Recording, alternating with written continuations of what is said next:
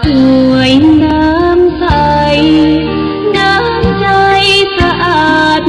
เมืองฟ้าธรรมชาติเคยกันปันมาหลากพื้นเผ่าพันธุ์ร่วมกันพร้อมหน้าเสน่ห์นำพายมาเมืองฟ้าดอยดงหน้าแดนแห่งนี้มีชื่อเมืองฟ้าท่ามกลางลมหนาวทุ่งท้องกวาวชวนให้ลุ่มลงหากแม้นใครยืนสักครั้งก็คงอยากแพ้ลืมลงเมืองฟ้าฝังใจ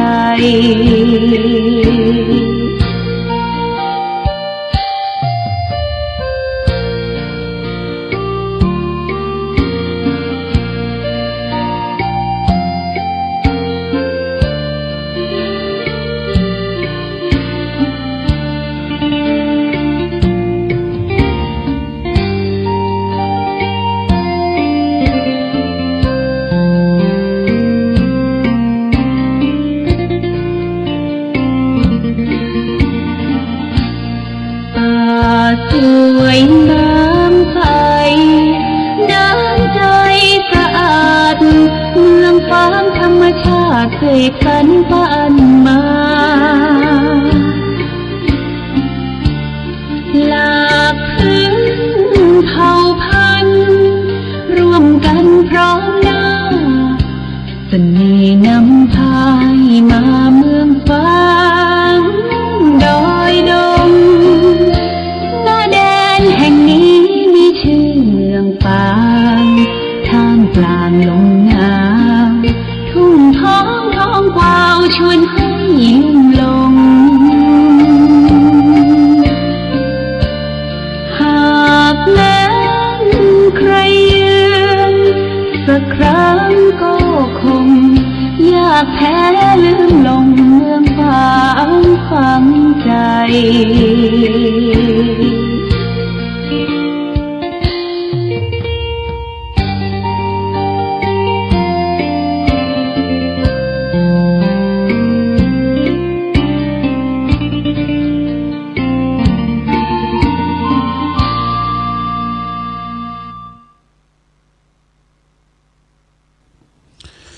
เจริญสุขศรัทธาสาธุชน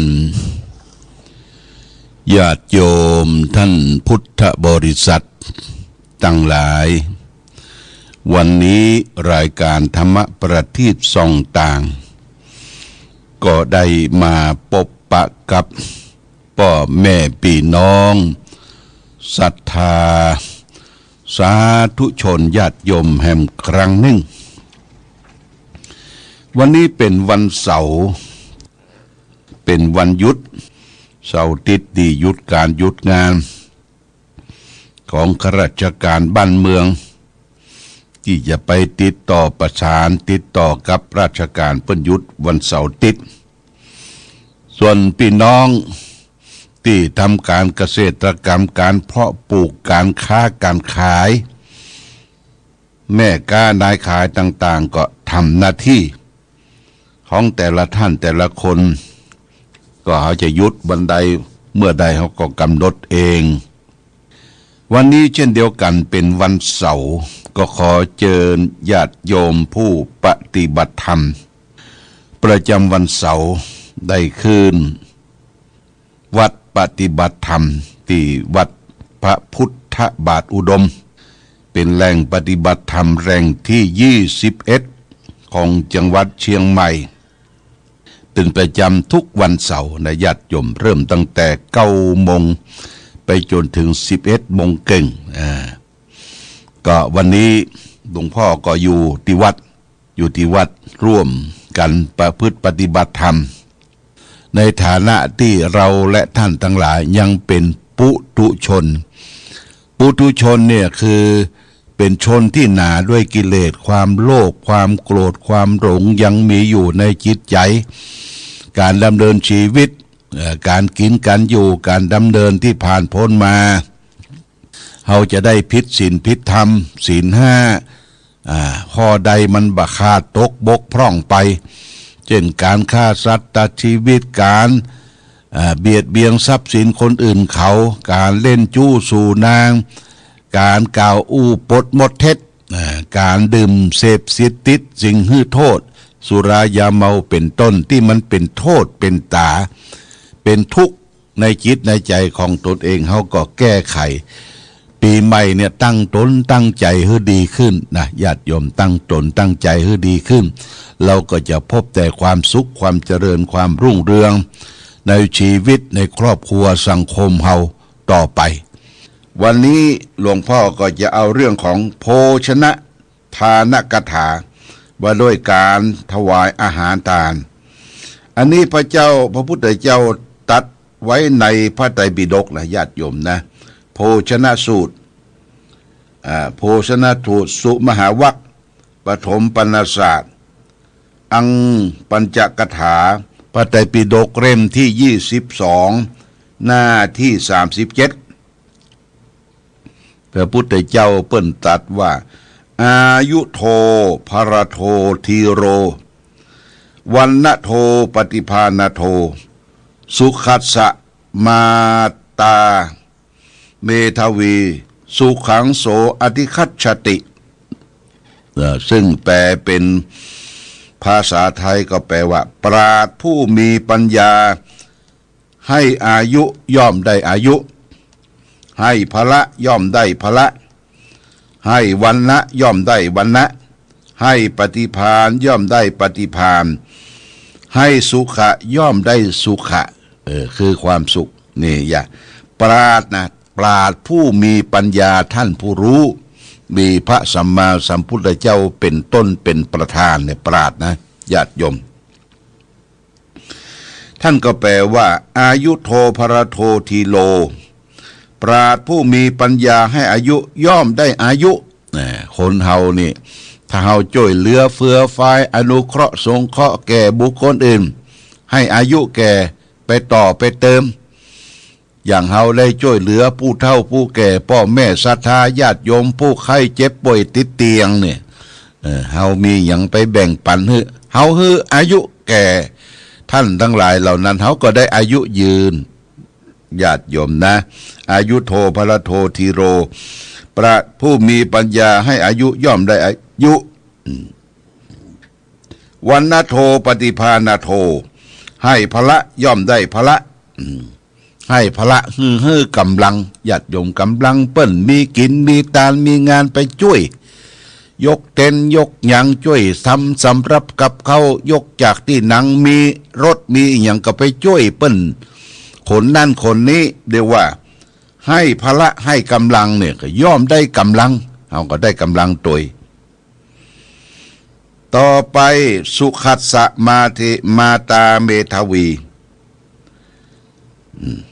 ให้วันนะย่อมได้วันเนี้ย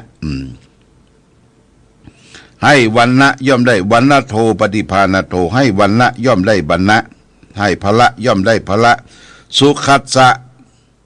มาตาเมทวีให้ปฏิภาณย่อมได้ปฏิภาณให้สุขย่อมได้สุขให้ปฏิภาณให้ความรู้แนะนำพร่ำสอนให้ความรู้แจกหนังสือหนังหาธรรมะพิมพ์หนังสือหนังหาแจกให้ความรู้ให้ปฏิภาณความรู้แตกฉานต่างๆก็ได้ปฏิภาณตอบให้สุขะย่อมได้สุขะให้ความสุขย่อมได้ความสุขญาติโยมนะความสุขนี่ทุกคนต้องการและปรารถนากันเรามีความสุขมงอีเปิ้นทุกเดือเฮาญาติโยมทุกเดือเฮาจะแยะอย่างไรปั่นความสุขที่เฮามีอยู่เนี่ยให้แก่คนอื่นให้ความสุขย่อมได้ความสุขญาติโยมท่านสาธุชนทั้งหลายเฮาก็ลองไปดูสารคดีที่เปิ้นทุกข์เปิ้นยากเป็นคบคนอยู่ที่แอฟริกาเนี่ยคนผิวดำ ญาติโยมอยู่ทินทันดานแห้งแล้ง ฟ้าฝนบตกถูกต้องตามฤดูกาลโมแต่เลี้ยงวัวเลี้ยงหยังเลี้ยงกะสัตว์ที่เป็นต่อชีวิตเขาก็เอาเลือดวัวเลือดหยังมากินเป็นคนดำสูงญาติโยมแต่ลูกกำเนิดเกิดมาเนี่ยบ่ถูกสุขลักษณะนิสัยสุขภระอนามัยต่างๆญาติโยมพร้อมกะย่องกะแย่งเพราะขาดสารอาหารนะเพิ่งก็มีการบริจาคเป็นนมผงนมเปรี้ยวนมหยังเฮาให้ไปเตอะญาติโยมบ่จำเป็นจะต้องว่าเป็นญาติเป็นพี่เป็นน้องแต่พระพุทธเจ้าตรัสว่ามนุษย์ในโลกเนี่ยเป็นญาติเดียวกันหมดมีสภาพเหมือนกันเป็นญาติที่เกิดมาแล้วแก่เจ็บตายเหมือนกันญาติโยมจะไปถือว่าคนชาตินั้นชาตินี้ไม่ใช่ญาติไม่ใช่พี่ไม่ใช่น้องไม่ใช่คนที่เกิดร่วมต้องกันมาก็ถือว่าเป็นญาติทางธรรมญาติทางชีวิตญาติทางมนุษย์โลกญาติโยมช่วยเหลือเฟื้อฟ้าอนุเคราะห์สงเคราะห์ซึ่งกันและกันเนี่ยให้ความสุขย่อมได้ความสุขอันนี้เป็นเรื่องของโภชนะทานกถาว่าด้วยการให้ทานอาหารนี้เป็นหลักนะญาติโยมเป็นหลักเพราะฉะนั้นอาหารที่ว่าเป็นหลักนี่เวลาเราไปโรงพยาบาลไปหาหมอไปตรวจไข้ไปเจ็บนั่นเจ็บนี้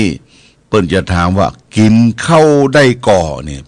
ประโยคแรกแต่ญาติโยมเปิ้นกินข้าวได้ก่อถ้ากินข้าวได้โอเค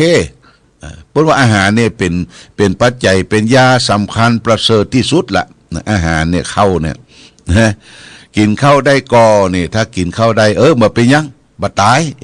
ถ้ากินข้าวบ่ได้3 วัน 7 วันเนี่ยเปิ้นก็ลำบากอยู่เปิ้นก็จะต้องหาน้ำเกลือเติมยาเข้าไปที่มีสารวิตามินเข้าไปยาวิตามินเข้าไป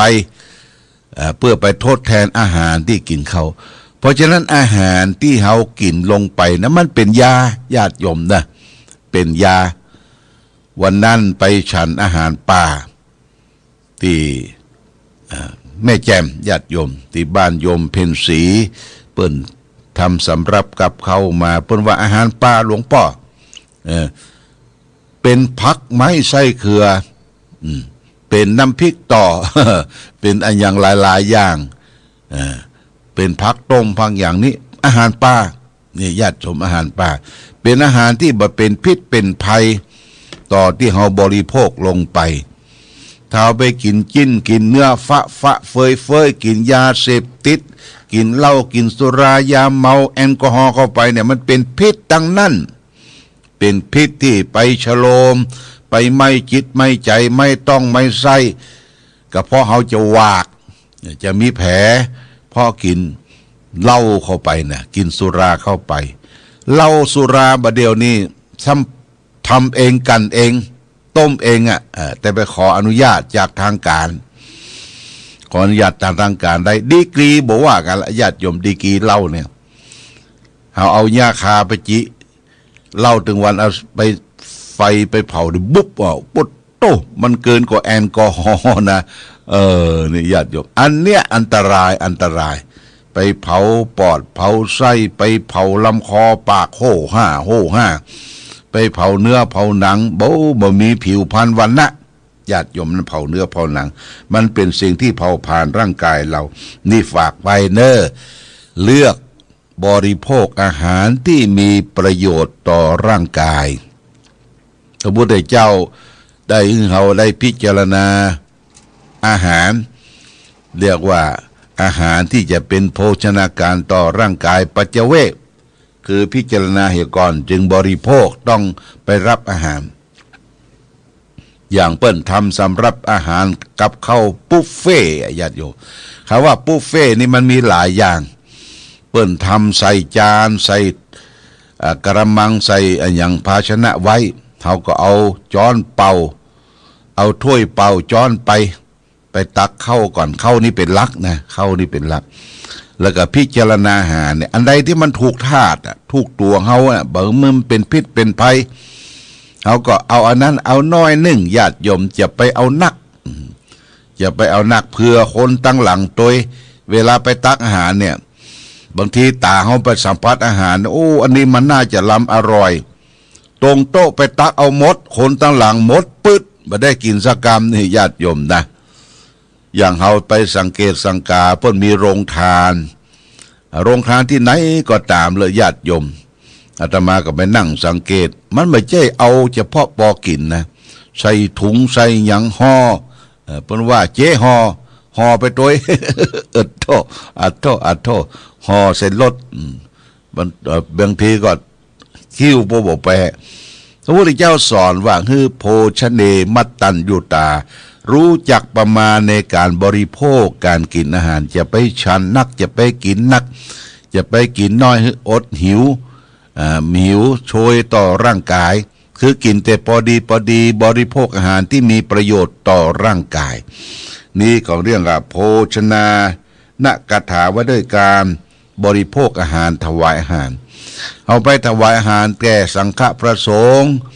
ก็คือพระเจ้าประสงค์ได้ฉันได้บริโภค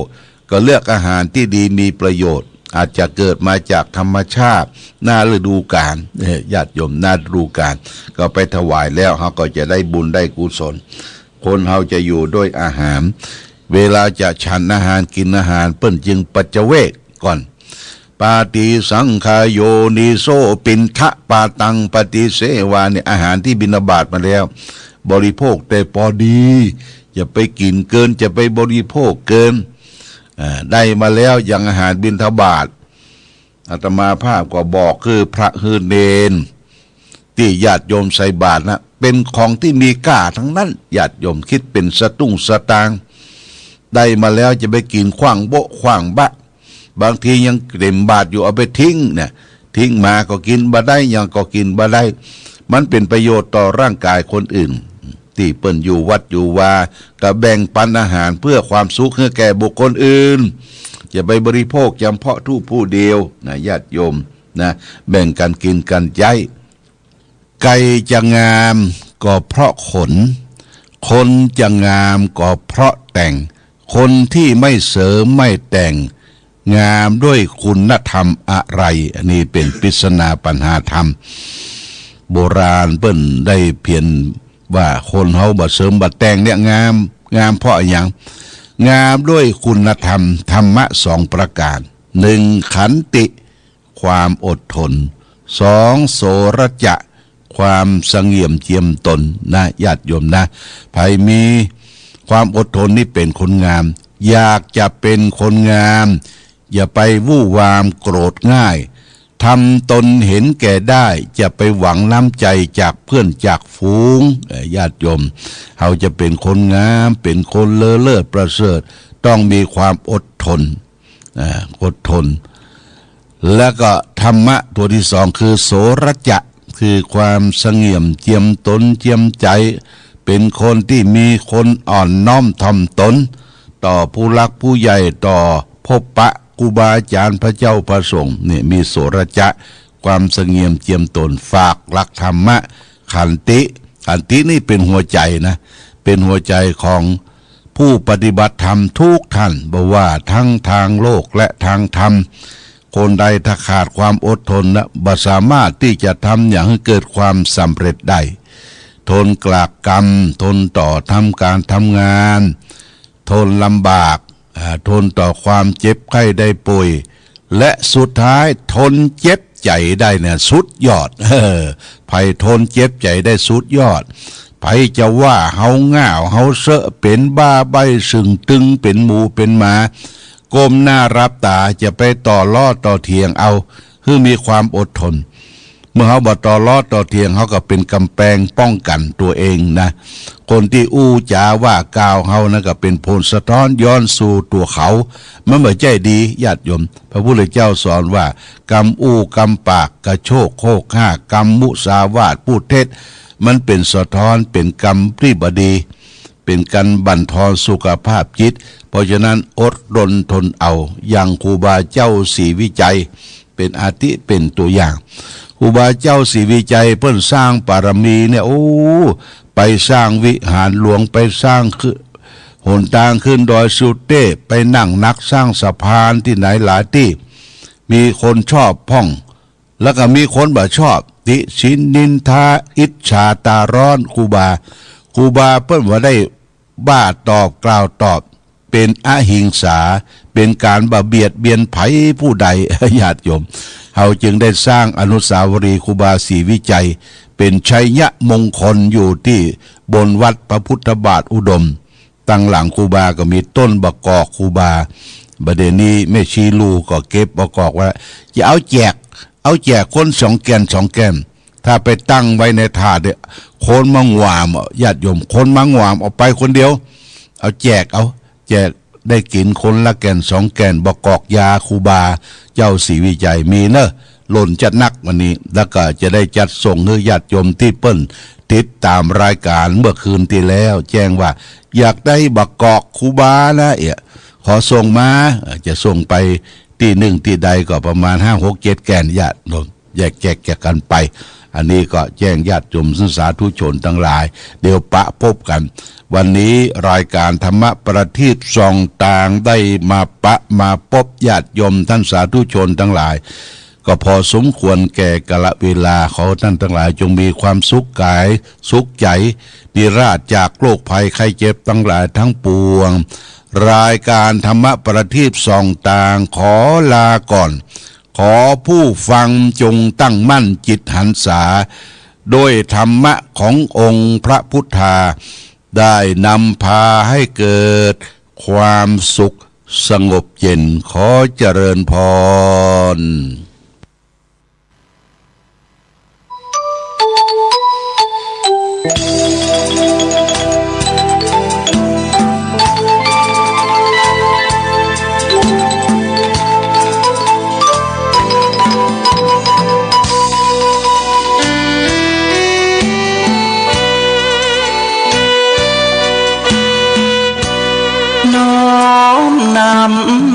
ตำนานผ่านทุกรุ่นองค์บุญหลวงพ่อแก้วทันตะจิตโตมีบุญญาบารมีมากโขมีพุทโธเป็นที่นำทาง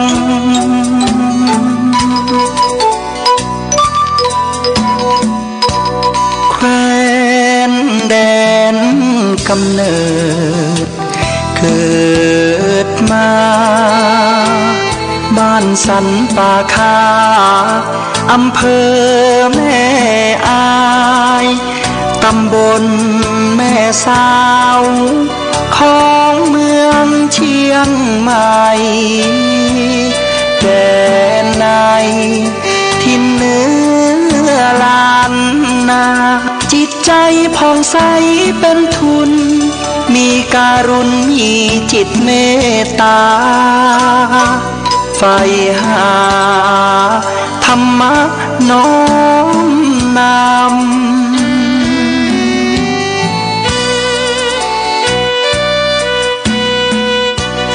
โยมพ่ออุ่นแม่ปอมาหิงสาบิดามารดาผู้เลี้ยงดูเส้นทางธรรมน้อมนำคำชูเดินสู่เส้นทางของผ้าเหลื